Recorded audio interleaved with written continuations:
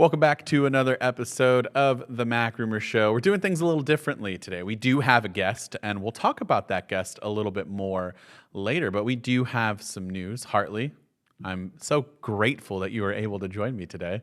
Well, thank you. It's not part of your job or anything, but thank you. No, not at all. All right, WWDC. That's going to be a topic probably every week because, it's Yeah. it's coming up, and we're hearing more things.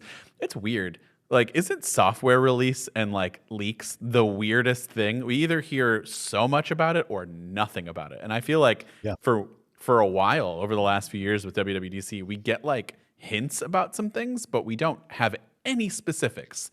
And so we talked about, iPadOS and iOS 17, specifically iOS 17 having like now more notable changes. And Gurman has come out again, Mark Gurman, our bud, WatchOS 10 to have notable changes now. So now we're talking WatchOS 10, which I don't think about at all. So do you have, I'm sorry, I love my Apple Watch. I do not think about the platform at all. And maybe we should start doing that. So do you have like because, Gurman talked about it, but we still don't have any like specifics on what could happen with WatchOS 10. Do you have any things on your wish list? Like, let's do a little mini wish list for WatchOS 10 because there's going to be notable changes. What do you think those notable changes are going to be? Well, the way I interpreted what Mark Gurman said was he's talking about the UI, he's talking about the basic interaction with the device, and this would be what is on my wish list. Good. So I'm quite happy with this rumor. I was excited about this report because I think that the Apple Watch's UI is not very good. And the reason why I think it's not very good is because it still takes too long to get to things. This is a device that you don't sit and use it. You don't hold it in your hand. You have to hold your arm up to interact with it.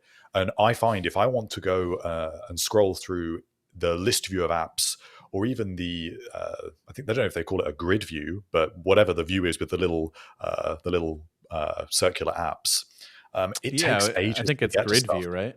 Yeah, and it's really disorganized as well, and trying to reorganize things there horrible. It's a bad experience. It looks great visually; it looks fantastic, I guess, but it's not great for actually organizing apps. And the list view is really long because everything is split up. So there's not a clock app; there's a timer app, there's a world clock app, there's an alarm app, then there's a separate sleep app.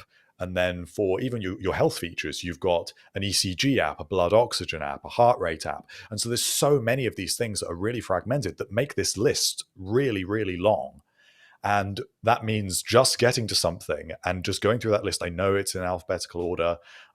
It's still, by the time I find the app I want, I'm annoyed that it has taken so long because I'm holding my arm up. It doesn't feel quick and glanceable. So I really hope that is what Mark is referring to. That would be my sort of headline wish list item. I mean, you're not wrong about the list view taking a while, and it is kind of annoying when like you're looking for something all the way down, but I still prefer that over the grid view. And I almost immediately always change, any Apple Watch that I get to that view. So well, the dock is pretty good. The dock is an underrated feature at this point. The dock is good. You can't pin apps on the dock. You should be able to do that. That would be cool. You can choose the order of them, but it's like a buried setting in the Watch app on the iPhone. But isn't it just based off of your recent applications? That's what it is by default. And then, but if you go into settings on your iPhone, you can select 10 apps and the order in which they appear. See, this is where I prove to you that I do no looking into WatchOS. It is an afterthought into my mind because honestly, we spend so much time talking about iOS and iPadOS and macOS, and every year around WWDC, it's like WatchOS. I don't think even a couple of years ago I didn't even do a video for WatchOS because the upgrades and tvOS, certainly those two are like afterthoughts. And I think this year I'm hoping this is the year where I can spend more time and then learn little tips like that, because that even is something that I didn't know. Because I never looked into that. So thanks, Hartley, for dropping little tips and tricks. Maybe you should do one of those videos instead of me.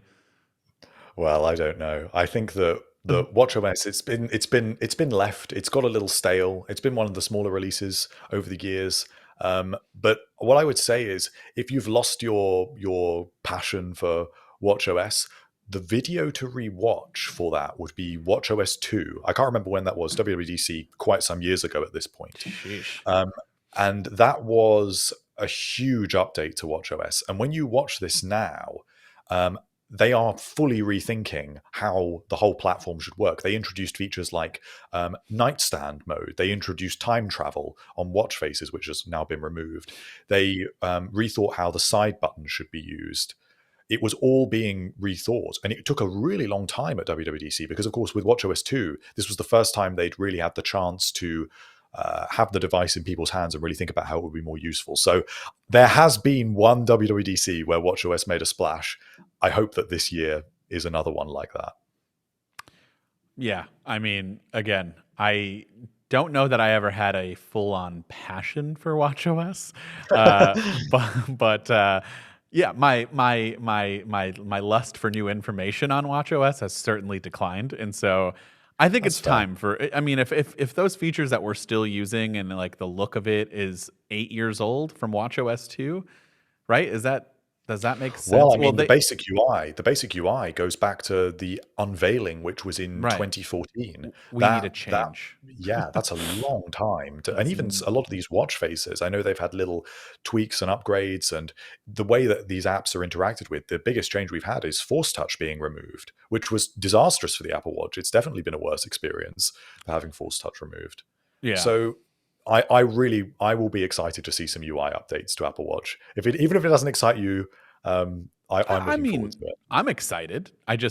We need more. So yeah, I'm definitely hoping and wishing for some sort of just major redesign of of everything, because it's gotten stale, and I'd like to see some new watch faces, and those are always fun. I'm sure we'll get some of those.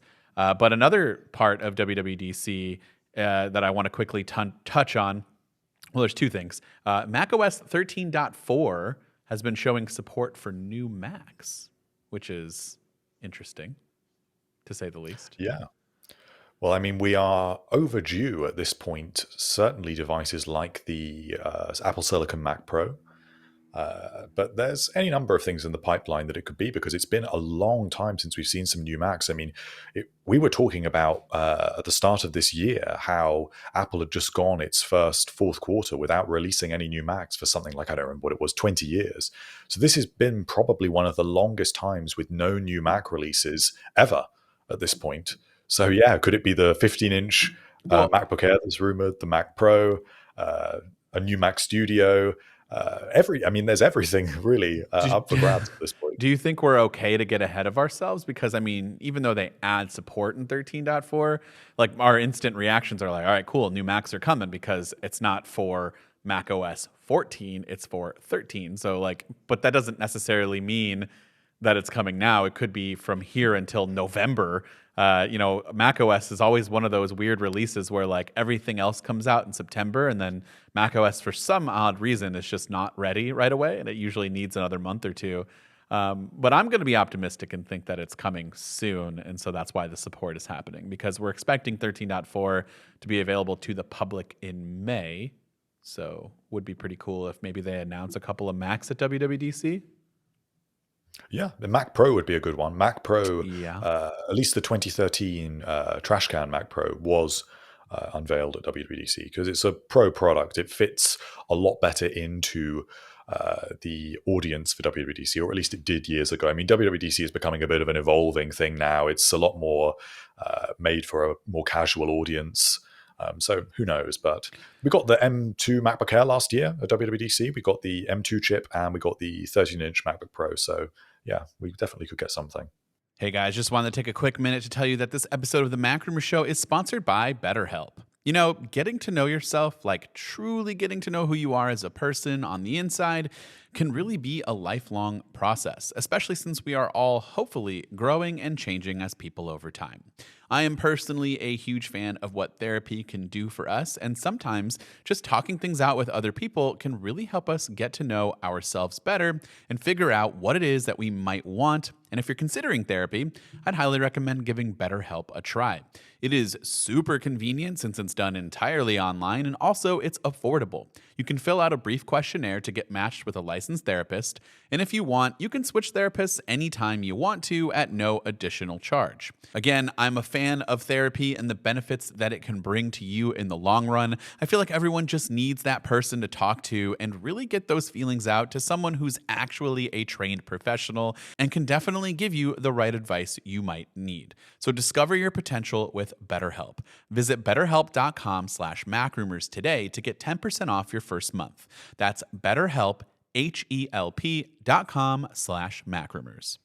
And then the last bit of WWDC news, which was actually relatively new, like as of this morning, is that, or yesterday, what day is today? Today is Thursday.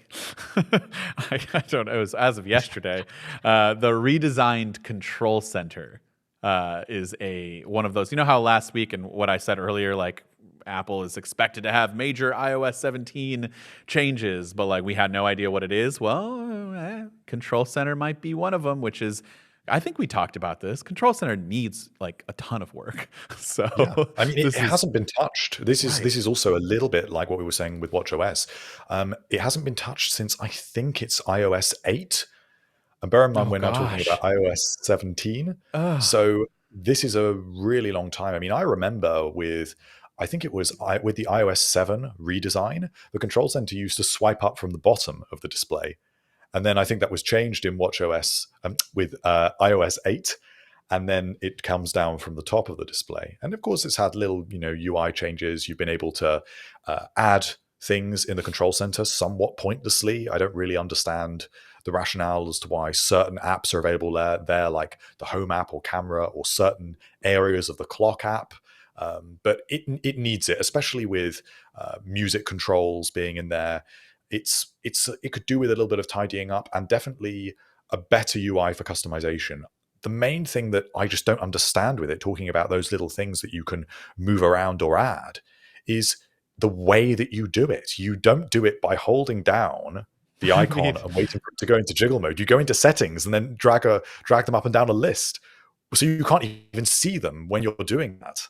No, and you can't customize, I was about ready to kind of come at you and be like, you can't customize and move things around. Yes, you can with the toggles that you add in Control Center. But in my mind, it's like we need to press down, go into Control Center's own jiggle mode, and be able to move. Like, I don't need some of those things at the top. I want to move them out. Or, it's easier to put them, like if I want the Wi-Fi and Bluetooth toggles lower on the list so that it's easier for me to get to faster. Like, that's what I want to be able to do. I want some third-party applications thrown in there. Why? Why can't developers do things for, the Control Center? I don't understand. And particularly with regards to the kind of UI that they conceived of for widgets, Apple believes that you can have 3, or if you're on an iPad, 4 different sizes of widget. So why can't all the little Control Center icons also have different sizes? What if I want my display brightness to be a really big icon that takes up a lot of space, easy for me to grab onto, but then something else I just don't need that much space, and I can choose from even just 2 sizes. But third-party applications would be another great point. If I want to add a new task in Things 3, that would be a perfect sort of quick action that I should be able to run. Or shortcuts is another really obvious one, that I should be able to run a shortcut when I'm in an app from Control Center. So maybe we are getting a little bit closer to the sorts of things we'll see. I think the chance of seeing some sort of better system for moving things around and for designing that space is pretty likely if they're talking about a redesign, because it would just tie everything together. It's been unchanged for a long time. I don't want to speculate anymore because my mind could race like real hard on where things could go for the Control Center, but I'm just glad it happens. One of the things I'm just real, it's slightly off topic, but why can't there be a Control Center widget? I feel like that's like the most like obvious thing, and you looked puzzled, but do you know what I mean? Like a Control Center style widget, like your basic functions, Wi-Fi, Bluetooth, right, like AirPlay. Why can't I have a widget of that on my, for the at very least the iPad? Like, it would make tons of sense for the iPad because it's such a large display and just like kind of a pain to drag your cursor all the way across, or even your finger or whatever. like I think that would make the most sense to have some of those toggles available. And like that seems like the first like baked in widget Apple should have offered, and they didn't offer something like that. Something where you can get basic functions and toggles on your home screen. Well, they need to make interactive widgets first as well. So maybe that would Oh be yeah, I something guess you're else that we right. could see I guess you're with right. iOS 17. I would be That would fine be with a even really if I great could one. just tap the Wi-Fi toggle and it takes me into the settings menu. Like that would be fine. Yeah, that's true. If you're not Or going to even give me opens interactive Control Center widgets, at that point. yeah, just give me. Well, I guess so, but like no, because like with Wi-Fi, one of my biggest things is like if you want to do more Wi-Fi stuff in Control Center, you have to still like long press on it and do these weird like other gestures for it. And I want to separate that out. Well, even if you think if they have an email widget that shows you your most recent 3 emails, so why can't I have a widget that shows me the 3 local Wi-Fi networks, Yeah, for example? yeah, that's what I was I talking think about. Like something like that'd be great. basic. You could have a stack of functions. them, a smart stack of them. Yeah. I'd be I don't happy know. with that. All right. Well, that's WWDC news. Moving on to some iPhone news. We have 120 hertz ProMotion is rumored to be coming to non-Pro iPhones finally, but not for another 2 years. So I guess we're Apple's talking just about squeezing you even more for every penny they Yeah. can with the Pros. It's the iPhone 17 lineup I we're can't talking even think about at that this far. point. So the other thing that was twinned with this rumor, so we've got a rumor for the iPhone 17 and a rumor for the iPhone 17 Pro. So you've mentioned the 120 hertz ProMotion coming to the standard models for the first time, but the rumor for the Pro model is that the Face ID scanner will move under the display because, of course, if they make the 2 displays the same, if they both have ProMotion, if they both have Dynamic Island, they're just the same at that point. So the Pro needs to have a little edge, and the little edge it will have will be Face ID under the display. But I'm quite surprised by this because ProMotion is in the name. It's a pro, it's a pro feature, and Well, they need to rename it then. yeah, well, it just seems a bit strange to bring it to a standard device. And I suppose the reason why they're doing this isn't so much for the refresh rate; it's probably for always on display, which I can accept is a more universally appreciated feature.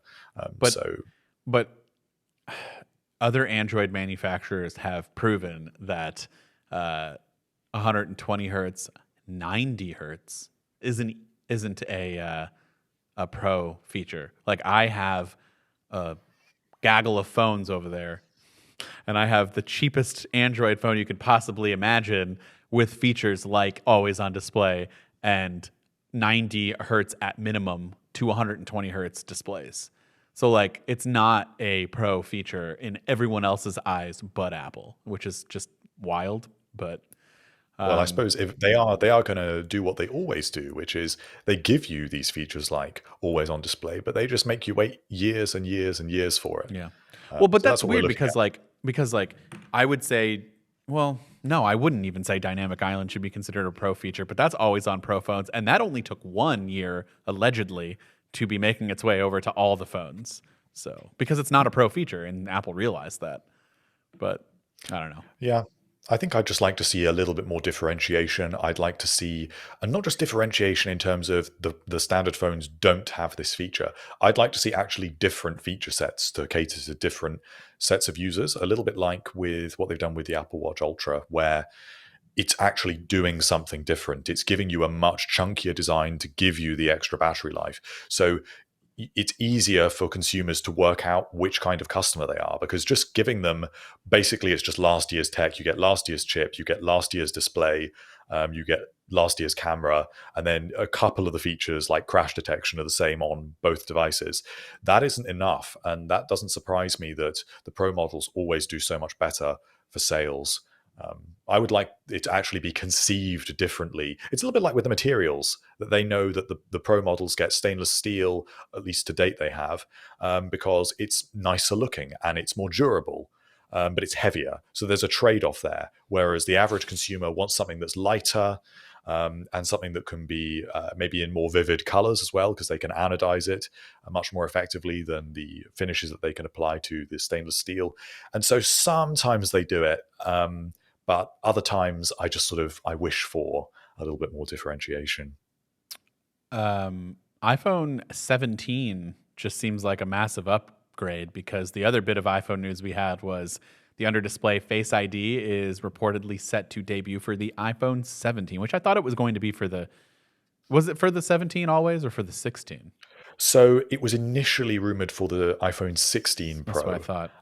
but Apple's apparently had sensor issues with actually putting that under the pixels of the display.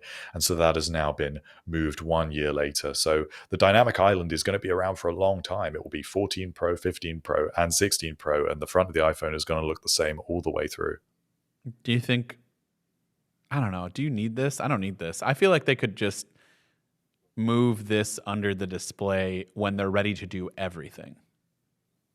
Like, Yeah, that I agree. I don't think it's going to really change anything, and I don't even really think they're going to make dynamic islands smaller. I think that they will make it slightly smaller, and it will let you pack more information up there. The dynamic island isn't going away. They've made it sort of central to how they've conceived of things like live activities, and they've made it a key selling point. So they're not going to take that feature away. They'll just give you more area up there. So I guess the reason why Apple would do this incrementally is because they get the experience of putting one component under the display first, mass producing that, absorbing the costs for that, and they can gradually trickle out these features, and they can get more mileage out of it because they can present it as a new feature twice over to bury something under the display, and then eventually dynamic island can become something a little bit different that appears or doesn't appear or is significantly smaller. And we're talking about UI changes. And so it allows them to ease into that as a more pro feature. that's what I was going to say. I feel like when they go to the all display in 2027, at that point, does Dynamic Island just become more of a software thing that just is there when it needs to be, and then is gone when we don't need it? Yeah, I can imagine that being the case. And obviously it will have more area, so it can definitely look a little bit different.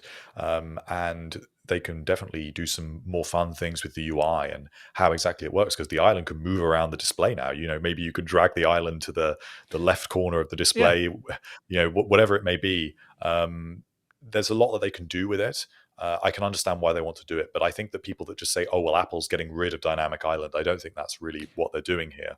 Well, they might change the name then because I don't know. This just sounds like at that point you make it what like other Samsung initially is what I remember the first phone that I've ever had that did this, and then other people have other OEMs have jumped on board. But it's basically like just when you're done with that app, it minimizes into a floating icon, and like you said, you can drag it around the screen, you can hide it off screen, you can bring it back. That's fine. Put that in there. Just make it like when you want it persistent up there, cool. And then when you're done, it just kind of goes into a little bubble, and you can put it into a little bubble bank or float it around. I don't care. So it'll be interesting to see what Apple does.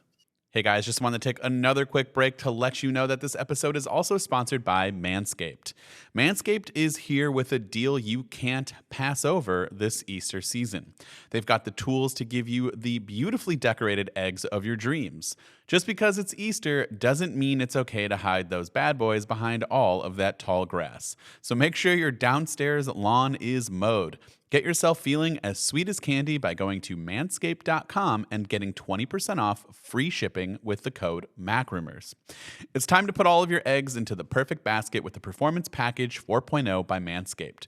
Inside this ball care bunny basket, you'll find their Lawnmower 4.0 trimmer, Weed Whacker 2.0 ear and nose hair trimmers, Crop Preserver ball deodorant, which I didn't think I'd ever be using, but honestly, I don't think there's a way I can go back to not using it. It leaves everything feeling nice and fresh and smelling fantastic. There's also the Crop Reviver toner, performance boxer briefs, and a travel bag to hold all of your goodies. I'm also a pretty big fan of the Lawnmower 4.0 trimmer. It is incredibly efficient at trimming up those areas that are extra sensitive and where you want to be really careful. And other trimmers in the past have been kind of a nightmare, but the Lawnmower 4.0 is specifically designed to handle these sensitive areas, and it does a fantastic job. Also, even though April is synonymous with Easter, it is also Testicular Cancer Awareness Month. Manscaped has partnered with the Testicular Cancer Society to bring awareness to testicular cancer, men's health, and early cancer detection. Manscaped is committed to raising awareness for the most common form of cancer in men ages 15 to 35 and giving support for fighters, survivors, and families impacted by testicular cancer as part of their We Save Balls initiative. So save 20% off and get free shipping with the code MacRumors at manscaped.com. That's 20% off and free shipping with the code MacRumors at manscaped.com. Hop into the best deal of the year with Manscaped. All right, and so this brings us to our main topic, which is Apple's AR VR headset. And like I mentioned earlier, we do actually have a very special guest. Marcus Kane is a professional product designer and extended reality enthusiast. Most recently, Marcus worked with YouTuber and, of course, friend of the show, David Lewis. He was just on a couple of episodes ago. And he's helped him come up with a more detailed concept for Apple's mixed reality headset. And so we're going to bring in Marcus right now to go over that headset. Okay, so thanks so much for joining us, Marcus. We have had a chance to pore over these fantastic renders you've done of this mixed reality headset. And it's a bit hard to know where to start, but I suppose maybe you could tell us a bit about how you started when you had to conceive of exactly how to put this together. You know, where do you start with a project like this? It's a great question. It is difficult, and I should preface it by saying that, you know, there will be a direction that the Apple team took if they are bringing out a product like this, and I presume that it's different than the one that I took. But I tried to approach this in thinking like the way that their team does. So first of all, from the experience side, I started to think about, you know, why would Apple make a product like this, and what would be their intended experience. And I think going back to something that Steve Jobs said in a very, very old interview, was that the only mention he ever made of this product was about it being kind of like what's like cinema for your eyes, you know. And so that was kind of my starting point with the product, and wanted to kind of build around that. And then obviously looking at the patents and the information that was released around that to give me kind of like a backdrop of the hardware and things that they might use. But ultimately, where I started from was thinking about glasses. If this is a product that has to go over your eyes, right? It has to replace whatever you wear there. So I think in terms of them, they have a very high standard for what that product then therefore needs to be, because essentially in their minds, they're probably thinking it has to be able to do what glasses do, which is essentially allow you to see the real world. And that is such a high bar. Like it's a crazy high bar. And I think that might be where some of, like, you know, we're hearing about there being some issues between different teams and things like that around this product. And I think that it kind of probably stems from somewhere around there where they have an idea of what the minimum experience this product should be. And they might be releasing something that is like half what that could be. But yeah, so basically I started from kind of like a set of requirements, as well as the leaks that were available, and just started to kind of build around there. I'm a user of VR every day, so I'm very familiar with those products and the technology that goes into them. I guess I started from the screens would be the best way to think about it. Like, so we kind of know, or we think we know, that they're going to be using Sony 4K micro OLED screens, and the specs are available for them, and they'll probably be combining that with some pancake optics, probably some kind of custom pancake optics that they're using. So right there, like, I have a really great starting point, because I know where people's eyes are, I know how big these screens are, I know how far they have to be from the optics, I know that they're aiming for 120 degrees off the screen. So I can basically build out from that point. And then we know that there's going to be a front-facing display that's curved, so that has to fit in there. We know that there's going to be 2 chips. And so I kind of work this way, and I kind of build it out like that. And I usually often take a bit of an optimistic route when I do it, because they've got some fantastic engineers on that team, and so I think that they can push the size of this product as well. There are also some great examples on the market. You have the Quest Pro that's out. You can see that's already quite thin, but that has the processing and battery and things like that, which the Apple headset, the processing will be in the front, but the battery won't be. So I think there's optimizations you can make on a design like the Quest Pro. So ultimately, all of these things kind of come together into a design.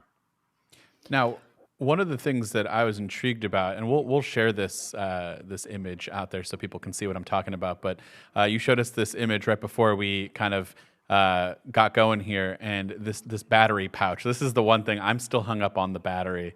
And so, what was what's give us more details on that, because I still don't know how I feel about this. In this image, you have this like cool looking pouch. I mean, it looks great. It's got a little MagSafe connector going. It conceals the cords, it seems, but like, I don't know. I just don't know how I feel about the battery. It's until I get clarification from Apple, I'm still very, I'm trying not to be pessimistic, but I'm feeling pessimistic about it. Mm-hmm.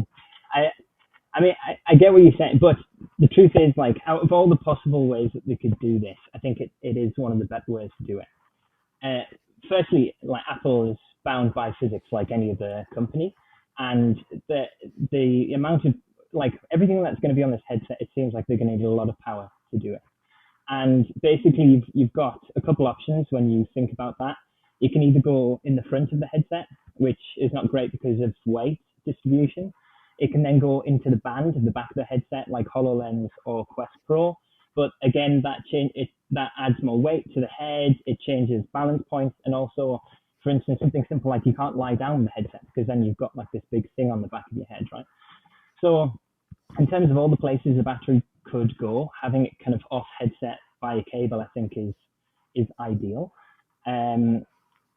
for this iteration of the product, because I know that they'll want to have the battery inside the product, but they just can't get it efficient enough. From what I understand. And so basically this means that they can have optimized, they can have the front as thin as possible. They can have the back band be really soft, so it's really nice like to lie down with, it's very comfortable. And then you've got a cable that runs off to this battery. And you were just talking about the kind of design I did. One thing that no one was really talking about was how this battery pack was going to work. And again, I go back to kind of like this experience. And what would be the experience of using a product like a headset with a battery pack? And Apple's a very inclusive company. They want to service everyone. And like something simple like not everyone has pockets, right? People wear dresses and things like this. You don't have pockets. So you need something that can hold this battery pack. It could be a clip or something like that. But in my mind, the most universal kind of thing that it could possibly be is a shoulder sling, which is something that Magic Leap had done as well. And then my thoughts within that were they'll probably include it as part of the experience. So for instance, like with AirPod Max, when you take it out the case, it turns on, and when you put it back in, it turns off. I imagine that this will do something similar, where it'll like have all this integration. And if you've got a case that holds a battery with a sling, it makes sense for the headset to go in there as well, right? Because when you don't want two cases when you're traveling about with this thing. The other thing with a cabled product is safety. So a lot of these headset manufacturers, when you've got a cable coming off the back of your head, it's a really big safety risk, you know, if something was to yank it. And so basically it needs to be some kind of MagSafe. It will have to disconnect in some way so that it's safe. And then again, think about this experience. For instance, how would you put it on? Like, just think about that experience of like putting it on. You've got to have a battery, you've got a cable that goes to the headset, you've got to put the headset on and then somehow connect the cable. Do you do it before you put it on? Do you not? I think Apple is just going to make this super simple. So that's why we kind of include it, like the cable that will go to the headset, we have it so it kind of like attaches to the strap, kind of part of the strap. And the idea is that it just sits on your shoulder, and that so you can basically put on the sling, which will have both the battery pack and the headset. You can take out the headset and pop it on, so then it's on. It'll use probably an onboard battery, like that'll give it, 5 to 10 minutes, so it can do all the turn on and get ready and work as intended. And then you would just grab the kind of magnetic plug from your shoulder and bring it near the back of the headset, and it will kind of connect, and then it's ready to go. And I think that's way more in line with the kind of seamless experience that Apple is like known for with its products. So this is why I think that this kind of like bag slaying clip is going to be a big part of kind of having a battery pack, if indeed they have a battery pack. But I really do think that they will do that by the sounds of things, like because maybe in 3 years we could release one that didn't, but I think for the experience they intend, it's going to need that power. And the other great thing I imagine with that is that if it gives you 2 hours battery life, I imagine it charges in less than that. So you'll only need 2 to have like indefinite use. You can basically just have one charging while you're using the one. So something that surprised me though, which took me, I don't know if you recently saw, they said that one of the demos is somebody using it in a taxi. I don't know if you saw that, but that Yeah. That was in the initial sort of concept that Johnny yeah. Ive made. I don't think it was a physical product at that point. I think it was just purely a concept video for internal Right. purposes. They didn't show that okay, again yeah. when they had their 100 execs, did they? That that's was what I what did was like, shown to the yeah. 100 execs initially, I believe. Oh, okay. See, I was under the impression that recent report about the 100 execs looking at like seeing more of the product was like recently, wasn't it? Because Johnny Ive's been out of... but they've seen it. They've seen it every year. So that was the Right. first year in Oh, 2016. I'm talking about I that. believe. That video was shown years ago. It wasn't shown again this year when they showed it. Okay. Okay, yeah, that makes sense to me because I don't see how you could use a product like this outside at the moment. I don't think they're safe enough, especially if it's meant to be a pass-through device, as they say, with a 120-degree field of like concentrated view. I don't think it's safe enough to use outside for consumer use. Maybe that's why they show it in a car because it's not outside. But that would completely change like how you intend to use this product. Like, for instance, could you even have something that closed off the side of your vision to block light? Would it have to be more like the Quest Pro where you enable that peripheral vision? So I don't know. These questions change how the product would be. So you mentioned AirPods Max before as sort of one source of inspiration when looking at this battery pack. And when I look at your concept as well, you can pick up on sort of the where other Apple devices have sort of inspired your thought process. One of the most obvious ones being the band that you've conceived of, which differs from some of the reports that we've heard. I mean, those were from years ago at this point, and we don't know whether those are true. I mean, those didn't show a battery pack, for example. So at this point, we really don't know exactly what this thing is going to look like. So with this headband, you've imagined it like a Sport Loop Apple Watch band, which I thought was really innovative because that's a breathable material. It's a lot more flexible and it's elastic, which makes sense because something like a fluoroelastomer sport band, which is what was rumored, just doesn't really seem to make much sense in that context. So what other Apple devices sort of did you bring into this design, and why did you choose those different elements? So I agree with you. First of all, a lot of these concepts come from that original information sketch. Without that, would have had kind of like no initial direction to go off. But the first thing that bothered me about that was the headband, because it just didn't seem like anything that Apple would ever put on a headset. Especially like if you notice, it only adjusts on one side from that sketch, not on the right side, just on the left, which doesn't make any sense. So I totally agree with you on that. I didn't think it was going to be something like that. It would be as comfortable as we could possibly make it. And so like Apple have already done a lot of innovative things when it comes to kind of what we call 3D knit technology, where like they can make their own custom patterns and knits. And I think that they're just going to take that like one step further. This product is like ergonomically inspired by ski goggles. And obviously they have a very kind of like soft headband. So I think that they're probably inspired by that. It's also one of the most comfortable options when you've got kind of like this fabric headband. But I do think that it would be kind of like a semi rigid and semi kind of flexible. Like I imagine, because there are talks and patents, because the face gasket, which is the thing that will seal the light around the displays and around your eye, has a sensor in it, or I understand it has sensors in it that read the shape of your face and also how you move your face. And that works best when you don't have too much pressure against like the front of your head. So they need to have some kind of leverage on the arms to kind of grab the temples here, so that basically you relieve some pressure from the front. So you can't just have a full strap. So I imagine that there'll be like these rigid parts in the middle of those straps, and that will like basically help it fold in like glasses when you're done with it, so that when you want to use it, you kind of just pull out the back strap and put it over like you would a pair of ski goggles. And also, things like Apple Watch, they have a known business of bands and things around this technology. So it just makes sense to me that they would carry that forward. And then for inspiration for other products, I mean, one thing that's great about doing concepts for Apple products is that they're very consistent with their design language across their products. So it's quite easy to guess how they would do stuff.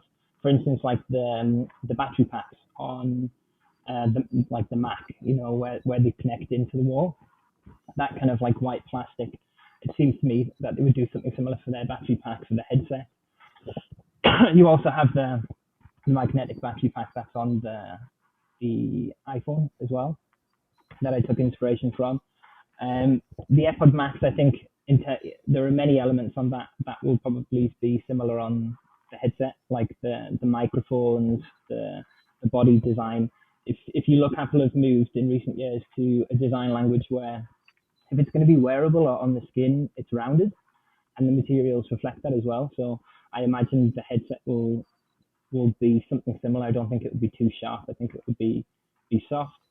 And then I was inspired by other products like the MacBook Pro, where it has kind of like these vents on there because we know the headset will need cooling. So I imagine that they'll kind of follow the design detailing of that.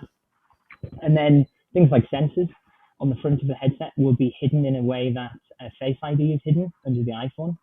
Like the screen at the front where you have the little cameras. I imagine that it's going to be hidden around the front edge of the display in a similar way.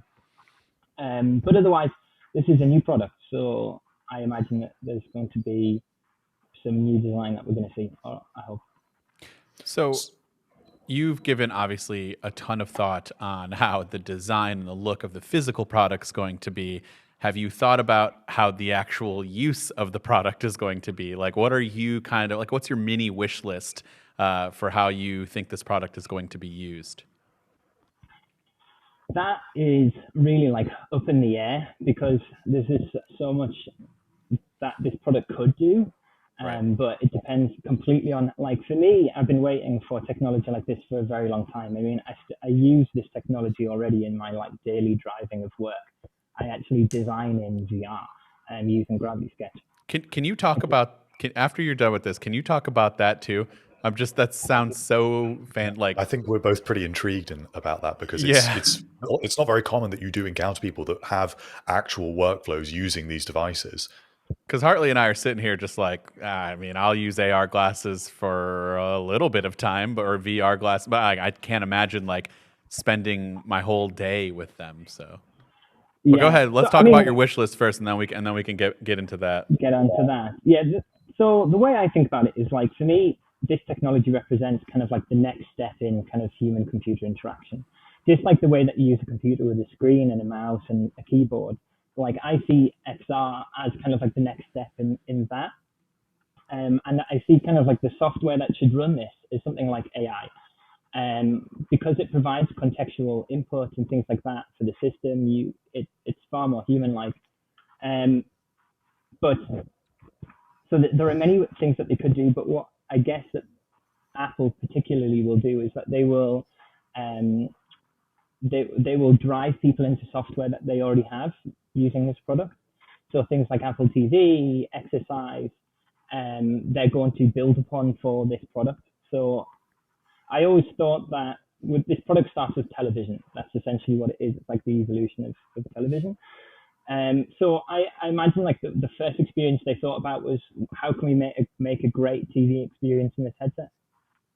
So I think one of the key things we'll be able to do is have like a fantastic Apple TV experience inside the headset. Be that this amazing 8K screen that you're going to see in front of you that's as good as IMAX, or the ability to twist this reality dial that they have on the front, which I think will work like basically you will twist it, you will dive deeper into a more immersive experience that you're part of. So imagine I'm sat on my sofa and I've got this beautiful big curved screen in front of me that's 8K that's floating there. I could twist the dial on the side of my head and I imagine like my reality will warp so that I will either be in a cinema or maybe the film stretches around me using AI, something like that. Or if it's sports, I imagine you could watch something like that with maybe kind of like a hollow view in front of it where you'd see like a top down and then you twist the dial and you'll jump into a front row seat, so that you can kind of like see it from that perspective. And then when you've finished, maybe there's kind of like some Apple games or exercises where you will like be able to just practice a couple of shots, I don't know, of whatever you were just watching. So I think like basically they're going to empower the experiences and services that they already have. And they're going to provide like links between them, like moving seamlessly between these different services as well. I don't see any mention of gaming, which is a real shame because it's a big driver for a lot of people. Yeah. I really wish that there was some gaming. I heard about 2D ports, and that drives me nuts because like the whole point of this technology is that you can innovate in 3D. It makes no sense to me to just port across in 2D. You lose all of the magic, like all of the ability of this product. And one thing that I think they absolutely should do, but I don't know if they would do, is screen replacement. Like for me, that's how you break into this market. Like if you think about all the companies that buy screens and monitors and all this kind of stuff, you could provide a product that provided you with 8K screens for everyone, as good as like it has to be as good as the one that you can see in real life. If you can provide that, because it would also replace TV and all of this, you like instantly jump into a display market, as opposed to an XR market. So I really hope they're going to do that. And that, for instance, if my MacBook's in my bag or whatever, it will connect to that and give me a screen, and then I can type and use the functionality of that Mac, but with the kind of this is a display. I also imagine it will unify a lot of the Apple products. So you'll be able to answer texts from your phone, you'll be able to see health things over your wrist, basically without having to access those products, but just using the headset as kind of like a unifier of experiences. Now I need to know how your day-to-day goes with AR and designing. Yeah, so I worked a little bit actually at Gravity Sketch, because I when we were just starting out, I saw it, and for me, something I've been thinking about for a long time. I think it's absolutely amazing software. To be honest, I don't understand why more companies aren't creating kind of like 3D building for this technology, because it's just perfect. Like they just go hand in hand, like no tomorrow. So I'm an industrial designer, and I do this concept work on the side and things like that. But my day-to-day work is actually creating products. And one of the things about creating products in a computer, if you don't, for instance, model make or 3D print, is kind of like ergonomics. How does sizing work? Like how does it feel? And being able to see a product in VR, which makes it spatial, kind of like changes that relationship. So Gravity Sketch has this amazing function called passthrough. So you can access passthrough while you're in it, which means that I can see my real world, and then I can start to design like in my real world for my real world. And like, so if I'm designing a chair, I can just instantly build that chair in one-to-one perspective and like see it in front of me and like tweak it as I walk around it. And it's kind of like halfway between sketching and model making. It allows so much kind of freedom with the design. But what I will usually do is I will use this as kind of like a start exploration point for my design. And that allows me to get the scale right, allows me to get the look right. It also allows me to design things that are kind of like organic shapes very easily, which is something that's an absolute nightmare on traditional CAD, because you've got to move around the shape, you've got to add all of these different curves. But in VR, it's like working with clay. I'm able to pull and push and create this fantastic shape right in front of me in no time at all. And then some of this you can export and use directly as CAD that you would work into. But most of the time what I do is I will use this as a reference. So, for instance, with these headsets, I'll put all of the parts into a file, like with an ergonomic head that's the right size, with the screens that are the right size, with all of my measurements, IPD, the chips, and I'll start to place them around and on this person so that I have something called like a tech stack, which is kind of like how big the technology is. And then what I would do is I'll physically design around that in 3D, the shape of the headset, be it through sketches or actual 3D modeling, like in the software. It's hard to describe without you guys are going to go try it. It's amazing. But then I have kind of like something that fits the technology, fits on the shape of a face, looks about right in a very short amount of time, and then I can export that into some of my more traditional softwares and use it as kind of like a template, so that I already know exactly where all the curves should go and all the planes should go, and it's all done for me basically. And this is like drastically changed my workflow. Like it allows me to do things so quickly for my clients now, and to test complex ideas, and even like things like spatial. Like I'm not an architect, but you can build houses to walk through and things like that from that perspective. Now, do you envision Apple's headset being useful in your line of work? Maybe not immediately, because we don't really have any idea of how this is going to be, but do you think in the future, or are you hoping? I'm hoping. I'm really hoping, because I think it would be great, and I like the more fidelity we have in a product, the better it is for the experience to use. I don't think it's going to be something that they do off the bat. From what I understand, it's going to be slightly more consumer focused. Like I understand that when they talked about this idea of having like an Apple Watch like iOS. So I don't think we're going to get heavy experiences like that. Maybe like for instance, if I'm using a CAD software on an external screen with this product, maybe it automatically realizes it's 3D and you can pull it out. That would be really useful. I'm probably just going to end up getting it anyway, regardless, right?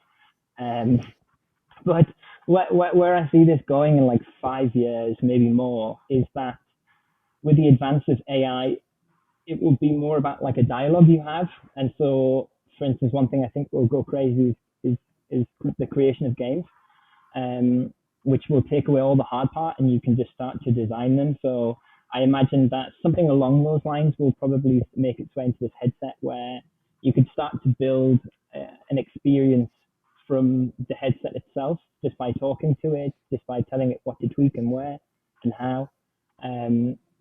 Whether that would be games or applications or things like that, I think that this is something that Apple will do, and that is something I'm very excited for happening. Just in general, actually, it doesn't have to be Apple. I think it's going to be like this creative boom that's going to happen. So, other than sort of creative activities, do you find yourself using headsets for anything else? Because I suppose Dan and I, we're not going to be creating stuff in 3D. I'd like to believe I could. But where do you think the other than screen mirroring, which is a great point, especially with regards to things like TV and gaming, do you think there's anything else that would be sort of appealing and useful to people that are not in design or architecture? So I actually, first thing is I actually use these headsets for all kinds of stuff. I do game in the headsets. I really love VR games, but I also I have a really good friend of mine who lives in Singapore, had to move away from where we were, and we hop in there and watch kind of TV together or movies together and chat. And it's actually, it is so much better, even if we just got the headsets on and I can kind of see his presence. And so I think that is another big thing. Communication, wireless, kind of like the evolution of FaceTime is something else I think that Apple will do. We talked about, like they talk about having lifelike video presence with the sensors on the back of the headset to see your face and all this kind of stuff. So I think this will be also a big driver, where you'll be able to show people what you see, but also if they're wearing a headset, be able to see them as if they were next to you, which is a big thing. And I think if you extrapolate that out, what made sense for me, but I don't know if they're going to do it, is this idea of the virtual office.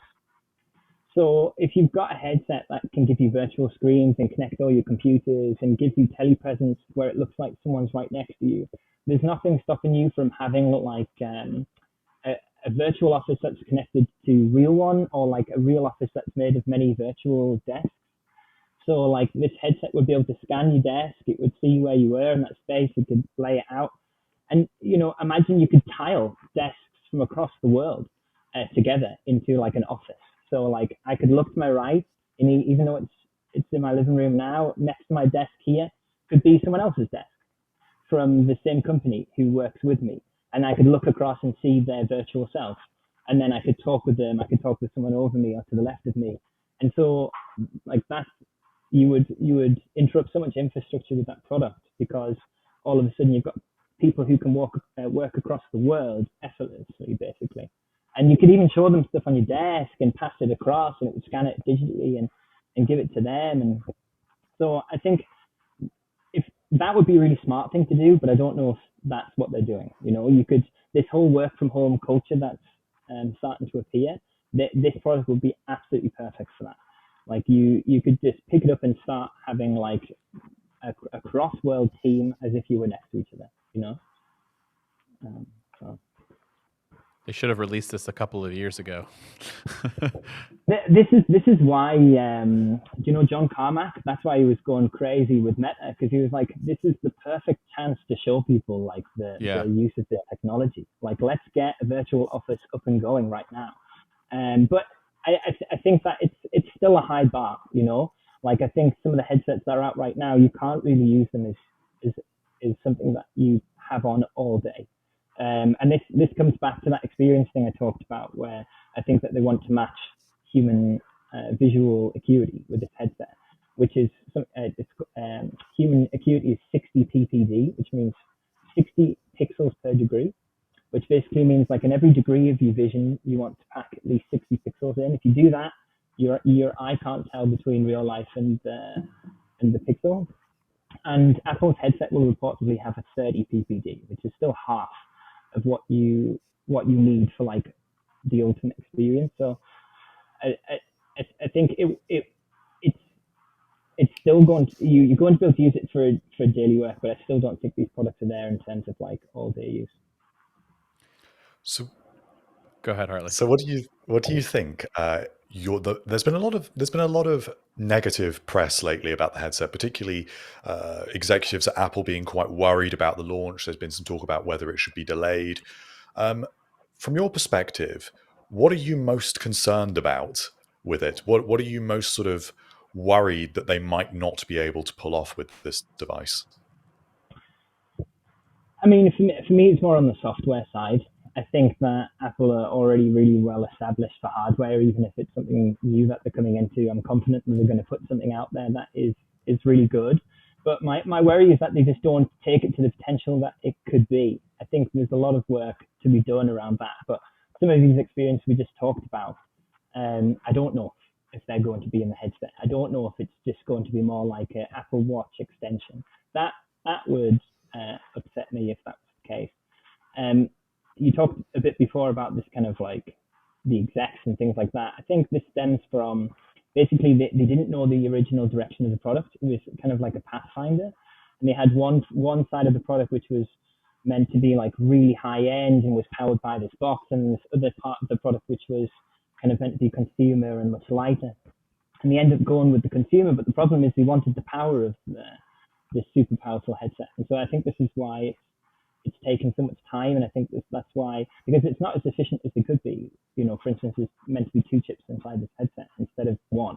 They could make one that's really kind of optimized for this thing. So I think it's probably because they didn't know quite what it was at the start, and I think that has then influenced both the software as well.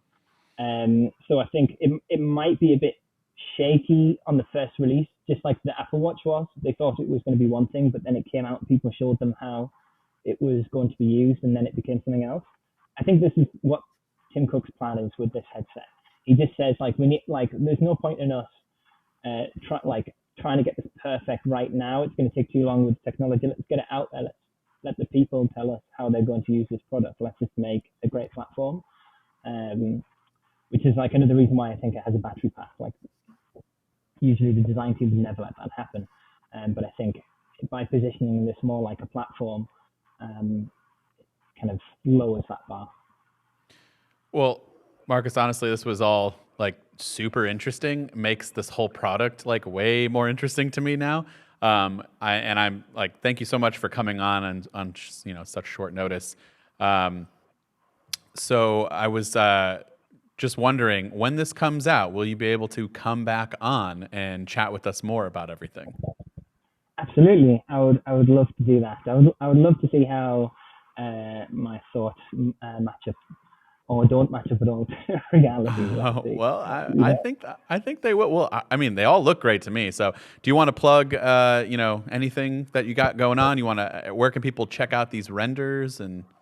Yes, I mean, I put this work on Hyperware on Instagram, hyper.ware, and also check out David's Talking Tech and Audio. I think he's just such a talented guy. He's so passionate about what he does. His quality is amazing. That's why one of the reasons I work with him on this. So I would love for people to go out there and just check out his stuff as well. Absolutely, we love David as well. Well, thank you so much for joining us, Marcus. No problem. Thanks for having me on, guys. Thank you.